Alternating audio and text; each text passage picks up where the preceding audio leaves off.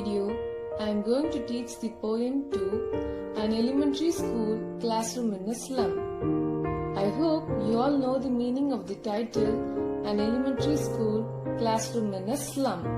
Before I start the poem, let's see few details about the poet Stephen Spender.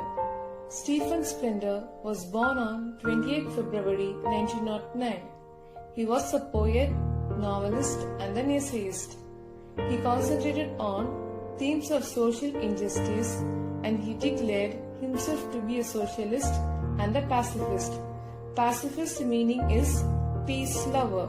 The books of Spender include Poems of Dedication, The Edge of Being, The Creative Element, The Struggle of the Modern, an autobiography named World Within World, and he died on 16th July 1995. So these are the few informations about the poet Stephen Spender. Now I start with stanza 1. First let me read the stanza once. Far, far from gusty waves, these children's faces, like rootless weeds, they have torn round their pallor, the tall girl with a weighed-down head, the paper-skimming boy with rat's eyes, the stunted, unlucky hair of twisted bones, reciting a father's gnarled disease, his lesson from his desk at back of the gym class, one unnoted, sweet and young. His eyes live in a dream of squirrel's game in tree room other than this. The poet described about the slum children in the classroom. He said those children were far away from the energetic and powerful life. They seemed to be unwanted by the society.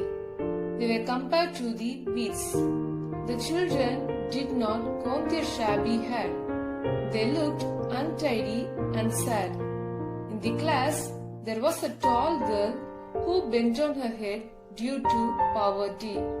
There was a paper boy who was compared with a paper because he was as thin as the paper and with rat eyes. And there was another boy who was not fully grown due to malnutrition. His bones were twisted. He was physically disabled, and that disability was inherited from his father.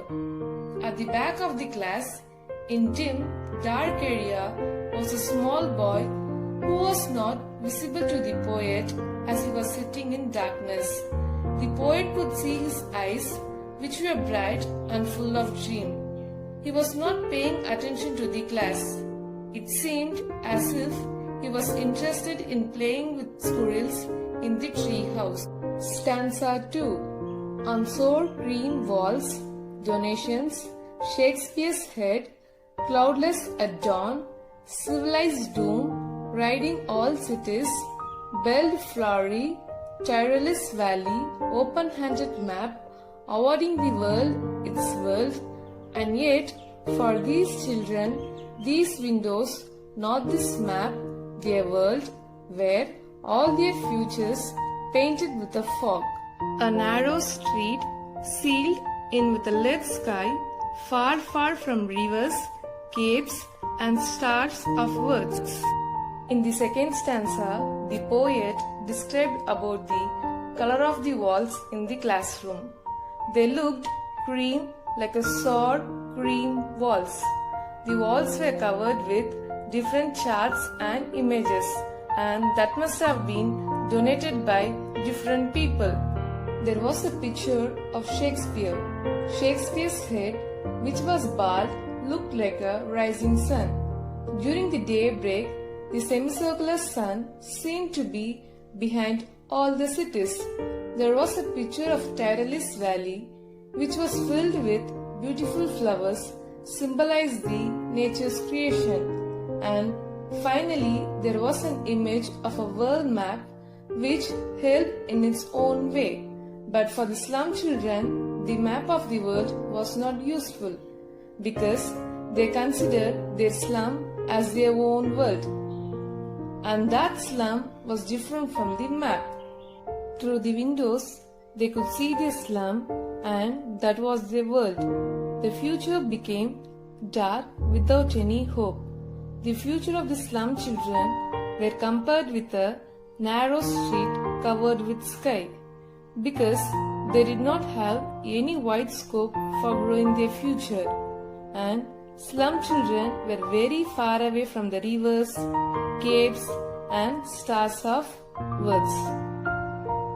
So here we are completing the stanza 2. So my dear students, kindly read these 2 stanzas and understand the poem, and during next class I will explain remaining 2 stanzas. Thank you. Stay safe.